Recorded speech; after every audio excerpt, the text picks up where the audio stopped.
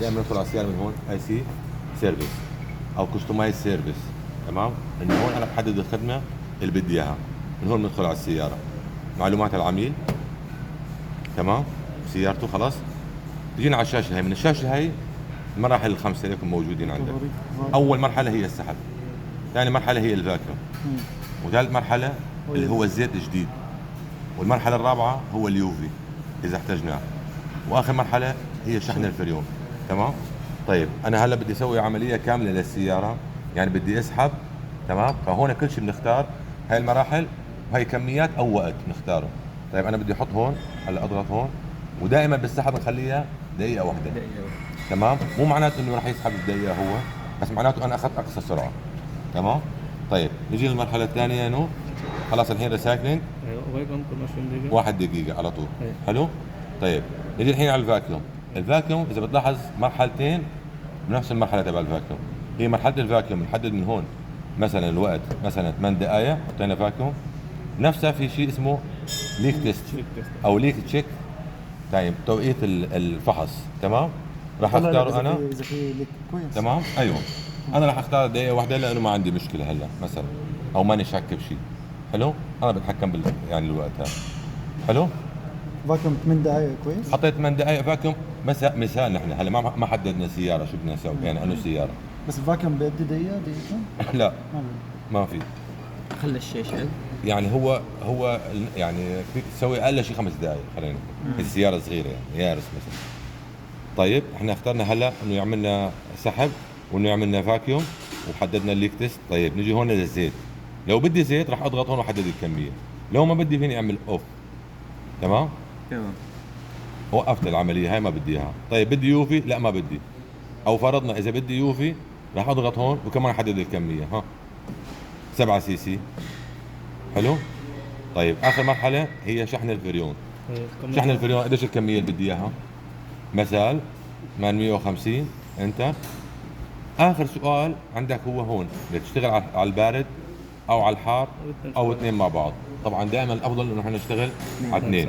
لما نشتغل تكون السياره طافيه دائما. هلا السياره طافيه ونحن بدنا نشتغل. هلا اذا قلت له انتر او كونتينيو راح تبلش العمليات هي. هلا مع ستارت راح تبلش العمليات. شو راح يعمل لي؟ راح يعمل لي سحب، راح يعمل لي فاكيوم، كل شيء برمجته وطلبته منه راح يسوي لي اياه. هلا انا بتابع مع الجهاز هون، لانه هون الجهاز بالنظام الجديد هلا هون هو اكثر دقه. تمام، قال لك سكر المحابس. هون سكرنا المحابس، بنتابع معه الخطوات هاي، لان هو هون الجهاز بشيك على نفسه قبل ما يدخل على السياره، عشان لو الجهاز فيه مشكله بيقول لك انه الجهاز فيه تسريب او فيه مشكله قبل ما تحطه على السياره تتلخبط انت بين السياره والجهاز. تمام.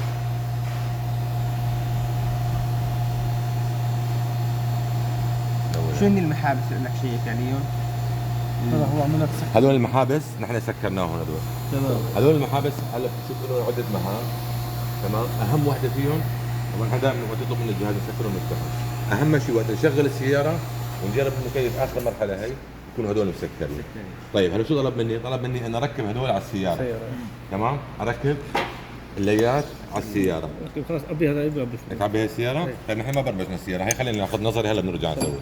طيب انا ركبناهم. طيب قال لي شدهم على السياره. شديتهم على السياره، قلت له انتر.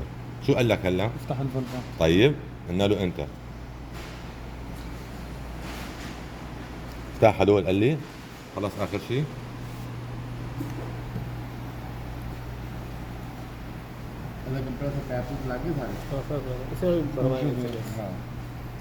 ايه هلا رح يبلش بالعمليات اللي طلبناهم منه نحن. تمام، مثل ما برمجناه. اول شيء رح يعمل ريكفري، ثاني شيء رح يعمل فاكيوم، وقال لي سحب 0 جرام لانه اساسا ما وصلنا نحن. تمام، هلا اوتوماتيك رح ينتقل على الفاكيوم. تمام، بالفاكيوم تلاحظوا دائما على الشاشه ملي بار، هو الضغط جوا الداره. هلا هذا الضغط بينزل للواحد، ما بينزل اكثر من واحد. حلو، بينزل وقت عمليه السحب بيكون لسه عم يسحب. ايه، وقت الفاكيوم بيكون واحد. لما يكون الرقم هذا عم يطلع لفوق معناته في تسريب. تمام، هلا واحد معناته ما في مشكله. حلو، فيني اعمل سكيب وانا اتجاوز اي مرحله بدي اياها كمان. نحن اخترنا هذا الخيار طريقه الشغل هي.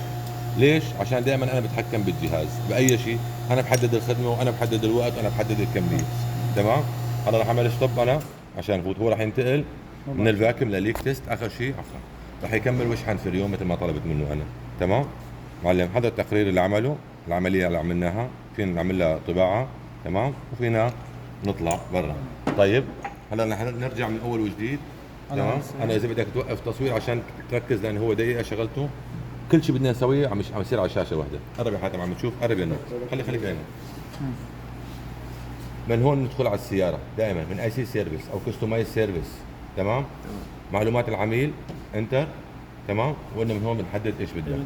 طيب انا هلا الحين انا لو ابغى بس اسوي سحب، بس عندي هي السياره ابغى افك كومبريسر، بدي اعمل سحب في اليوم بس بعمل اوف اوف.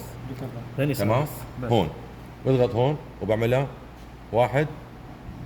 تمام، انت راح اشبكه على السياره، راح يقول لي ركب الليات وشد الليات وكذا، عرفت؟ بيعمل السحب بس بيخلص ويعطيني اشاره انه هو خلص.